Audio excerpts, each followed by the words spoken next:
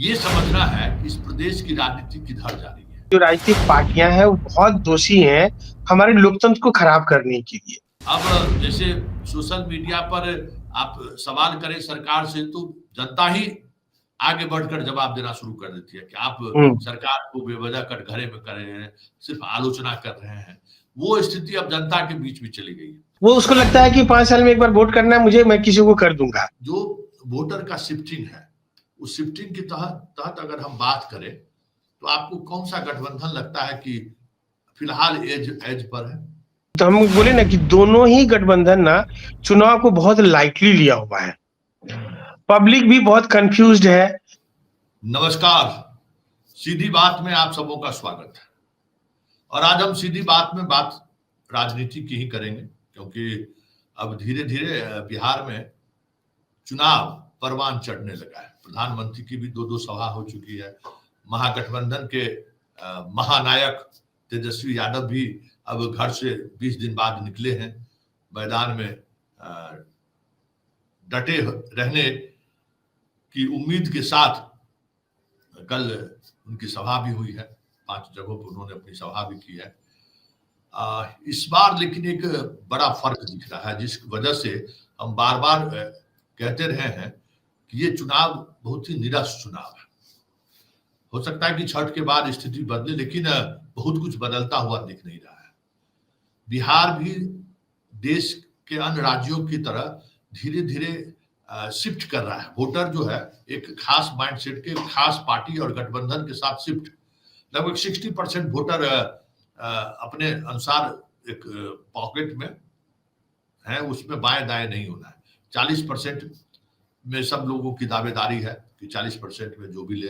प्रशांत किशोर इसी 40% पर कब्जा जमाने को लेकर मैदान में आए थे, लेकिन जो कहते हैं ना कि भाई मैदान में उतरकर सेंचुरी मारना और आप बाहर बैठकर आप सेंचुरी कैसे मार सकते हैं, किस गेंद को कैसे खेल सकते हैं, यह बताना, दोनों में बड़ा फर्क है। मतलब टीम मैनेजमेंट और खिलाड़ी में जो एक फर्क होता है, वही फर्क प्रशांत किशोर के साथ भी देखने को मिला। और जैसे जैसे चुनाव नजदीक आ रहा है, प्रशांत किशोर हाशिए पर जा रहे हैं, उनकी पूरी पार्टी हाशिए पर जा रही है। खैर, सवाल वो नहीं है। सवाल ये है कि बिहार की राजनीति किस तरीके से बदलती जा रही है। बहुत कुछ गांव में अब समझने के लिए नहीं बचा है, सब कुछ सेटल है अपने अनुसार। लेकिन कुछ चीजें हैं जो आप तक पहुंचनी चाहिए। जो डेमोक्रेसी पर भरोसा करते हैं, जो डेमोक्रेसी को महापर्व मानते हैं, मैं तो मानता हूं कि ये डेमोक्रेसी फेल होने के कगार पर बढ़ रहा है। जब तक कोई दूसरा विकल्प नहीं है, तब तक लोग इसी तरीके से 5 साल में एक बार मिलेंगे, वोट करेंगे। जनता भी निश्चिंत है कि नेताओं से कुछ होना नहीं है, नेता भी निश्चिंत है कि पैसा फेंको, तमाशा देखो। लेकिन ये सवाल सीधे तौर पर हम जनता से कर नहीं सकते। तो आज हम आपको, हालांकि हम लोग बहुत पुराने मित्र हैं और मित्रता में कई बार इस डेमोक्रेसी को लेकर चर्चा भी हुई, और हम बार बार कहते रहे कि आप चुनाव लड़ने के बजाय जनता को एजुकेट कीजिए कि एक वोट का मतलब क्या है। हम आज आपको अखिलेश जी से मुलाकात कराएंगे कि एक प्रत्याशी के तौर पर पिछले 2-3 महीने से लगातार वो नरपतगंज, जहां से वो चुनाव लड़ रहे हैं, अररिया के नरपतगंज से वो चुनाव लड़ रहे हैं, लगातार कैंपेन कर रहे हैं, लगातार लोगों से मिल रहे हैं। उनका क्या अनुभव है, क्योंकि ये बदलाव के साथ गए हैं कि डेमोक्रेसी में एक विधायक की क्या भूमिका हो सकती है, उस पर तो चर्चा करने की जरूरत नहीं। लेकिन बेहतर विधायक आप कैसे चुने जो बेहतर माहौल दे सके स्टेट, किसी भी स्टेट के लिए, उसकी कितनी गुंजाइश से कम होती जा रही है। इन तमाम बिंदुओं पर बात करने के लिए हम सीधे चलते हैं। अखिलेश जी, आपका स्वागत है। नमस्कार। नमस्कार। नमस्कार। नमस्कार। क्या हाल चाल है? बढ़िया है, एकदम तगड़ा कैंपेन चल रहा है हमारा। आप अपने मतलब 3 महीने के लगातार आप कैंपेन कर रहे हैं। हमें ये समझना है कि इस प्रदेश की राजनीति किधर जा रही है, क्योंकि हम जनता के बीच जा रहे हैं, तो एक मतलब जनता जो है सो ये पहले कम देखा जाता था, लोग सवाल करते थे। अब जैसे सोशल मीडिया पर आप सवाल करें सरकार से तो जनता ही आगे बढ़कर जवाब देना शुरू कर देती है कि आप सरकार को बेवजह कटघरे में कर रहे हैं, सिर्फ आलोचना कर रहे हैं। वो स्थिति अब जनता के बीच में चली गई है। आप जहां कहीं भी जाए, भले उनके यहाँ उस तरीके की जिस सुविधा की बात है, अब सड़क उड़क बिजली पानी की तो कोई बात नहीं रही, कुछ बुनियादी बातें हैं जिन पर आप सवाल करिए तो आप पार्टी के लाइन पर आपको जनता भी बिगड़ी हुई आपको दिखाई देगी। आपका क्या अनुभव है?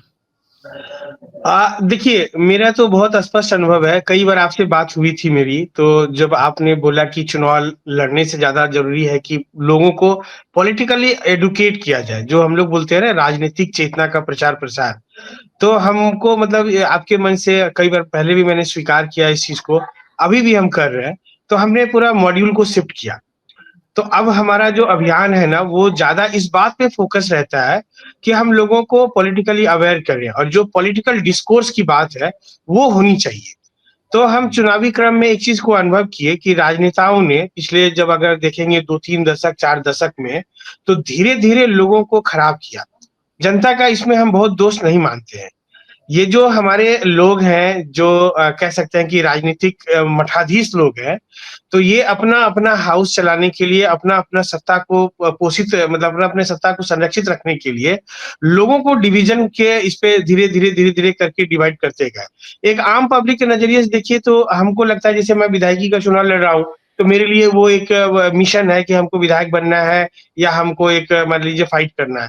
लेकिन आम जनता के लिए तो वो क्या है ना, समझिए कि उसमें कोई उसको एक्साइटमेंट नहीं है। वो उसको लगता है कि 5 साल में एक बार वोट करना है मुझे, मैं किसी को कर दूँगा। तो धीरे-धीरे उनको क्या किया गया कि जातिगत आधार पे या नहीं तो उससे नहीं बना तो कुछ झांसा दे करके या पैसा दे करके, तो उनको एक माइंड शिफ्ट किया गया। तो वो सोचते हैं कि मतलब और ऐसा धीरे-धीरे वो हो भी गया। ये एक मतलब बहुत बड़ा चेंजेज़ है, जो राजनीतिक पार्टियाँ हैं, वो बहुत दोषी हैं, हमारे लोकतंत्र को खराब करने के लिए।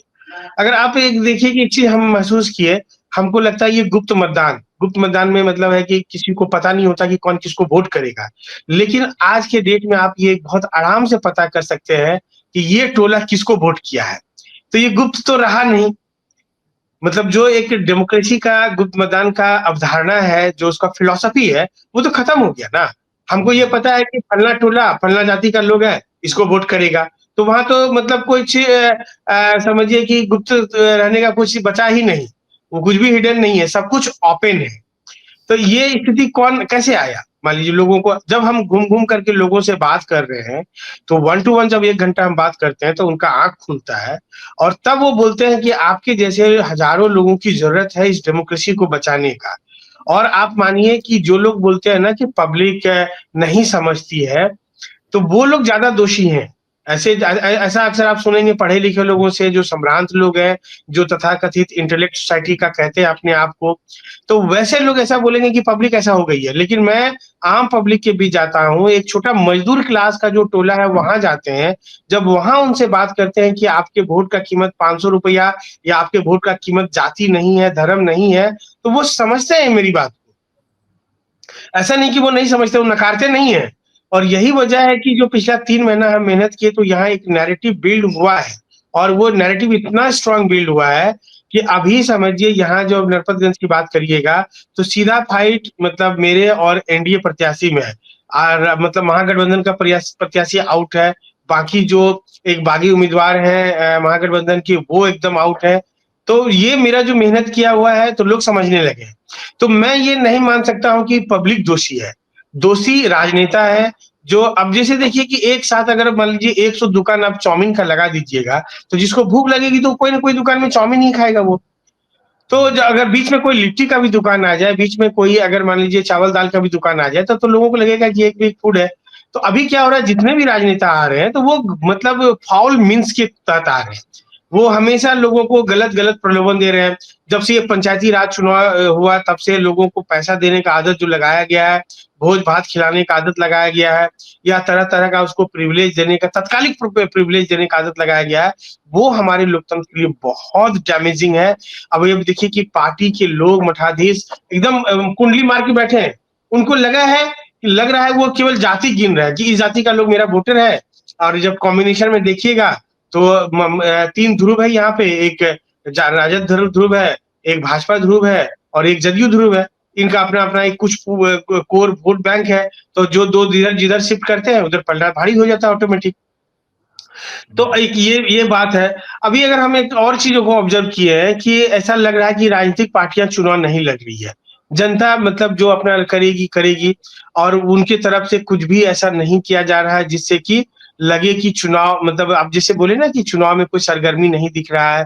अब आप देखिए कि जो एनडीए घटक दल है वो भी एकदम निश्चिंत होकर बैठे हैं, जो महागठबंधन है वो ऐसा भी लगता है कि गिव अप मोड में है, मतलब उनको उनको भी कोई मतलब नहीं है। तो क्या ऊपर खिचड़ी पक रहा है, ये आम जनता उस चीज को समझ नहीं रहा। हम लोग समझ पा रहे हैं कि ऊपर क्या खिचड़ी पड़ रहा है, क्या सेटिंग है, किधर प्रेशर गेम है, किधर किस तरह से किनको दबाया जा रहा है, और किस तरह से टिकटों का बंटवारे में खेल हुआ है, वो सब देख रहे हैं हम लोग। कि जो मतलब आम कार्यकर्ता एकदम नदारत हैं, और जो कहाँ-कहाँ से उम्मीदवार को ले आते हैं वो लोग। और आप देखिएगा जितना क्रिमिनल माइंडेड लोग हैं वो आज एकदम अपर हैंड पे है, उनका टिकट श्योर है कि मिलेगा। जितना नचनिया गजनिया बजनिया है उनका टिकट श्योर है, उनको मिलना ही मिलना है। कोई एक मान लीजिए कि अगर अच्छा माइंडसेट का आदमी है तो वो बेचारा का टिकट कभी नहीं मिलेगा। तो ये तो इंश्योर कर दिया गया है सोसाइटी में ना, कि जो एकदम से एंटी डेमोक्रेटिक लोग हैं उनका टिकट श्योर है। अब जो मान लीजिए कि जैसे कुछ बहुत व्यापारी है, मान लीजिए जो नचनिया बजनिया नहीं है, जो मान लीजिए कि क्रिमिनल बैकग्राउंड से नहीं है, लेकिन एक बड़ा व्यापारी है, बड़ा व्यापारी है, ठेकेदार है, तो ऐसे मतलब सोचिए कि किस क्लास के लोगों को टिकट दिया जा रहा है। चाहे वो भाजपा हो, चाहे वो राजद हो, चाहे वो कांग्रेस हो, चाहे वो जदयू हो। तो अब आप देख लीजिए कि हर पार्टी में अभी आप देखिएगा कि कांग्रेस में मतलब किस तरह से मतलब जो प्रभारी थे अल्लाह बरू उनके अगेंस्ट में आवाज उठी, राजद में हुआ, भाजपा में हुआ। आप देख रहे हैं कि हर जगह ये चीज चल रहा है, कि ऐसा नहीं कि किसी एक पार्टी में चल रहा है। जदयू में आप देखेंगे, ये हाँ ये तो लोग ये फेज पार कर चुका है। फिर हम हाँ ग्राउंड पर जाना चाहते हैं कि जो आरजेडी एक नया अलायंस के साथ, मतलब हम मुख्यमंत्री बनेंगे और सहनी उप मुख्यमंत्री बनेंगे, ये एक अलायंस के। और आपके नरपतगंज इलाके में सहनी की एक अच्छी खासी आबादी है।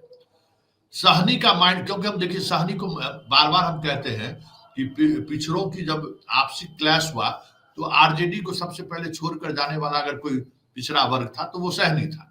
और सहनी का एक राम से अपने आप को आइडेंटिफाई भी करता है।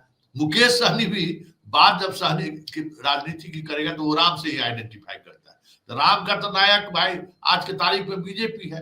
आपके यहाँ सहनी की क्या स्थिति है? देखिए मतलब सहनी लोग तो मुकेश सहनी के पक्ष में अभी भी नहीं है। इस वोटिंग इस बार क्या होगा वो देखने के, वो तो अब इस वोटिंग ट्रेंड के बाद पता चलेगा। अभी अभी तक जो पब्लिक रुझान है उनके तरफ नहीं है। वो उनको मतलब अपना नेता नहीं मान पा रहे हैं, एक बात। दूसरी बात है कि देखिए कि मुकेश सहनी जिस तरीके से राजनीति में प्रवेश किए, तो वो कभी मान लीजिए कि वो एक अचानक से आए और बोले हम सन ऑफ मल्लाह हो गए, अपना स्वघोषित है वो। ऐसा तो नहीं है कि सहनी मोहल्ला में वो काम किए, उनका एजुकेशन पे काम किए, उनका हेल्थ पे काम किए, उनका बिजनेस पे काम किए, उनका इंटेलेक्ट सोसाइटी बढ़ाने पे काम किए, उनके लिए कोई संगठित होकर काम नहीं किए। वो अचानक से अपने आप को घोषित कर दिए, चूंकि उस जाति को बिलोंग करते हैं तो अपने आप को नेता घोषित कर दिए। बड़ा बड़ा पेपर में ऐड दिए, खूब पैसा खर्चा करके वो रैली किए, और लोगों को मतलब जो रैली में आप जानते हैं कि एक ही आदमी हर पार्टी के रैली में जाता है, उनको 500 रुपया चाहिए। ये मैं मतलब आइडेंटिफाई किया हूँ कि वो हर आदमी के नॉमिनेशन में जाता है। आप अगर देखिएगा ठीक से वीडियोग्राफ तो आपको नजर आ जाए, किसी भी कैंडिडेट का चार एक ही किसी क्षेत्र के 4 कैंडिडेट का वीडियोग्राफ देख लीजिएगा तो आपको उसमें 25-30% लोग कॉमन मिल जाएगा कि सभी के इसमें जा रहा है नॉमिनेशन में। तो एक तो मुकेश सहनी का ये प्रॉब्लम है, वो बोलते हैं कि हम अपने समाज को अधिकार दिलाएंगे। तो वो अपना उप मुख्यमंत्री बन के क्या अधिकार दिलाएंगे ये बताइए? वो अपना ये विधायक बन जाएंगे, और कितने सैनिक को वो टिकट दे पा रहे हैं वो देखिए। तो उनका जो पॉलिटिक्स है वो एक नॉन पॉलिटिकल आदमी, हम तो उसको पॉलिटिकल आदमी मानते भी नहीं है। वो एक व्यापारी है, और मान लीजिए कि अभी तो व्यापारियों का धूम मचा हुआ है राजनीति में। आप एकदम पैसा है तो आप एकदम राजनेता हो जाइएगा, ठीक है। प्रसाद किशोर की क्या स्थिति है? इनका तो कोई नाम ही नहीं है इधर, पहले भी इस एरिया में कोई नाम नहीं था, अब तो एकदम जीरो हो गया है, समझ गए। तो उधर ही मतलब कहीं कहीं रहा होगा वो। आपको हम कई बार प्रशांत जी के बारे में बताए थे कि ये देखिएगा जैसे जैसे चुनाव घुसेगा तो उसकी कहानी खत्म होती चली जाएगी, क्योंकि उनका भी वही एजेंडा है कि मतलब एक पॉलिटिकल आप स्टैंड खड़ा करते हैं तो इस तरीके से नहीं किया जा सकता है। ये this is not the way, समझे? वो जिस वे से आए हैं वो अपने आप को बहुत मतलब प्रबुद्ध समझते हैं। और यहाँ तो क्या है कि भेड़ चाल है, भेड़ चाल में तो कोई भी आदमी बहुत आगे निकल जाता है, चाहे वो टीचिंग सेक्टर हो, राजनीति सेक्टर हो, या और कोई दूसरा सेक्टर हो। तो यहाँ पे मतलब एक अजीब तरह का क्राउड है, अपना दिमाग नहीं लगाना है, बस देखा कि अच्छा, भेड़ चलते चाल भेड़। चलते एक बात अखिलेश जी, ओवरऑल बिहार का अब नरपतगंज वो इलाका है जिस इलाके के साथ सीमांचल और मिथिलांचल के उस मिजाज को समझा जा सकता है। जो वोटर का शिफ्टिंग है, उस शिफ्टिंग के तहत अगर हम बात करें तो आपको कौन सा गठबंधन लगता है कि फिलहाल एज पर है? देखिए, ये इस बार थोड़ा कहना मुश्किल है, क्योंकि मतलब हम बोले ना कि दोनों ही गठबंधन ना चुनाव को बहुत लाइटली लिया हुआ है। पब्लिक भी बहुत कंफ्यूज्ड है यहाँ पे, मतलब जिस तरह से टिकटों का बंटवारा हुआ तो उनके बीच में मतलब पब्लिक भी काफी असंतुष्ट है, मतलब ग्राउंड पे हम कह रहे हैं। जैसे मैं अपने क्षेत्र, मेरे अगल बगल के 4-5 क्षेत्र का अगर हम मॉनिटर कर रहे हैं तो उसको हम देखेंगे तो पब्लिक टिकट बंटवारा को लेके काफी असंतुष्ट है। एंटी इनकन्वेंसी अपना एक फैक्टर है।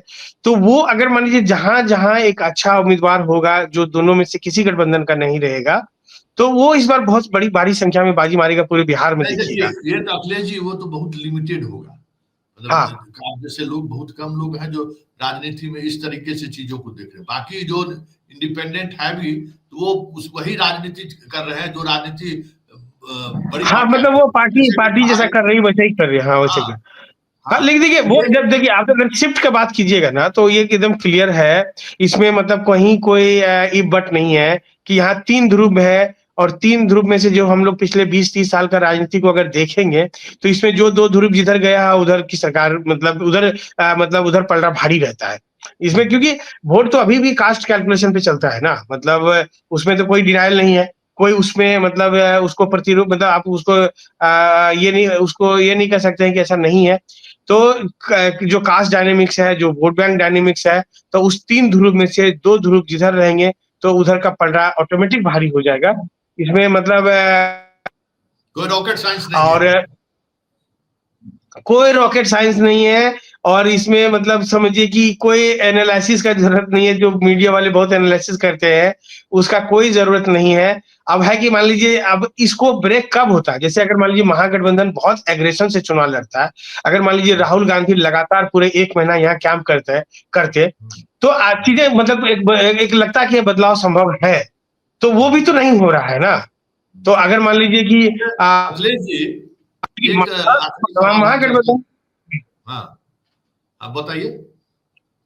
हम कह रहे हैं कि अगर मान लीजिए महागठबंधन उस पलड़ा भारी को अगर वो काउंटर करना चाहते तो काउंटर करने के लिए उस हिसाब से तैयारी भी तो करना पड़ेगा, कि हम्म। आप केवल मतलब बैठे बैठे रहिएगा तो तैयारी तो होगा नहीं। अरे जैसे हमको मान महागठबंधन लीजिए की तो कि कोई सारी पार्टी एनर्जी जो है टिकट बांटने और टिकट समटने में ही लग गया, तो क्या करिएगा अखिलेश जी? अच्छा, एक बात हमको उसके समझ साथ में अभी आ देखिए, गई। हाँ, हाँ, एक बात हम कहना भूल गए। अब ये देखिए कि ये लोकतंत्र के अगेंस्ट एक नैरेटिव है कि आप अभी बैठ के ये डिसाइड कर रहे हैं कि कौन मुख्यमंत्री बनेगा, कौन उप मुख्यमंत्री बनेगा, तो सारा पोर्टफोलियो भी डिसाइड कर लीजिए। ये मतलब हाँ, ये क्या तरीका है? मतलब आप इतना इतना अपने आप को समझ लिए हैं कि हम भगवान हो गए हैं। हाँ, मतलब ये तो भगवान मानने जैसा हो गया ना कि भाई हम जो चाहेंगे वही हो जाएगा, फलना बिल्कुल। को ये बना दो, फलना को वो बना दो। आखिर भाई विधायक दल का बैठक, उसमें नेता का चयन, ये कॉन्सेप्ट, ये जो मान लीजिए वो लोग राजनीति कुछ पढ़े कि नहीं, कॉन्स्टिट्यूशन कुछ पढ़े कि नहीं, सरकार बनाने की प्रक्रिया को कुछ पढ़े कि नहीं, ये अच्छा। राजतंत्र है क्या? मतलब ये हाँ, राजतंत्र है कि पहले से आप मान लीजिए कि घोषणा कर दीजिएगा। इस मामले में मान लीजिए कि वो लोग बहुत चतुर है जो बोल रहे हैं कि विधायक दल के मतलब बैठक में ये निर्णय लिया जाएगा। अब बताइए सरकार बनाने का क्या प्रक्रिया है? चुनाव होता है, आप तो ठीक है, एक अंडर करेंट है, मतलब एक समझिए कि सबको मालूम है कि नहीं देखिए behind the Akshay ji, curtain. उस पे अब हमें, हमको लगता है वो अपना घोषणा करके जात का जो एग्रेशन है ना उसको पाना था। लेकिन एक सवाल आपसे, आखिरी सवाल हम करेंगे। देखिए 2020 में नीतीश के खिलाफ आक्रोश था, 2025 में नीतीश कुमार उस मतलब मानसिक तौर पर अस्वस्थ है, ये साफ दिख भी रहा है, लेकिन आक्रोश नहीं है, इसकी क्या वजह है? देखिए इसकी इसकी वजह यही है ना कि मतलब जनता को, मैं कई पत्रकारों से भी इस मामले में बात किया बहुत डिटेल में, तो उनको यही लगता है कि सब मिला करके मतलब नीतीश जी ही ठीक है। नीतीश जी ही सम- ठीक है। हाँ मतलब हाँ, सामने जो चेहरा है ना, मतलब जो, हाँ, जो हाँ, सामने उस मान लीजिए चेहरे उनकी, में हाँ, जी, मतलब जैसे उनको अगर चैलेंज करेगा तो उसका इकबाल होना चाहिए ना वैसा। हाँ हाँ तो इकबाल के लिए तो मान लीजिए आपको बहुत माइक्रो लेवल पे काम करना पड़ेगा। वैसे नहीं होता है, बहुत मेहनत करना पड़ता है। ठीक है, तो वो चीज है। और लास्ट लास्ट ये कहे कि आपका सजेशन हमको बहुत काम आया, और आज हम मान लीजिए कि उस पे चल रहे हैं, तो मैं वोट नहीं देख रहा हूँ, मैं इसको एक मुहिम के तौर पे ले रहा हूँ कि मैं लोगों को पॉलिटिकली अवेयर करूंगा। और नरपतगंज जैसे पिछड़े इलाके में पब्लिक पॉलिटिकली अवेयर हो रहे हैं, ये मेरी बहुत बड़ी जीत है, ये समझिए। चलिए, और ये बहुत जो बहुत लोग कहते धन्यवाद। हैं कि पब्लिक नहीं समझेंगे, ये नहीं एकदम नहीं मिथ्या है, ये गलत है, पब्लिक समझेगी, नहीं, पब्लिक का देखिए दोष नहीं देखिए, है। हम्म, हाँ, अरे इन नेताओं ने पब्लिक को ये सोचने और समझने का मौका ही नहीं दिया कि जो हाँ, एक वोट में ही सब कुछ छुपा हुआ है। इस बस, एक वोट का क्या महत्व है ना, ये पब्लिक को हाँ, समझने ही नहीं दिया इन नेताओं ने। इसलिए ये हाँ, समस्या है। नहीं तो पब्लिक को जिस दिन पता चल जाए कि पलायन का मुद्दा हो, रोजगार का मुद्दा हो, शिक्षा का मुद्दा हो, स्वास्थ्य का मुद्दा हो, ये तमाम मुद्दा जो हमारे साथ हमसे जुड़ा हुआ मुद्दा है, वो इसी एक वोट में है। जिस दिन हम्म। पब्लिक समझ गई, खेला हो जाएगा।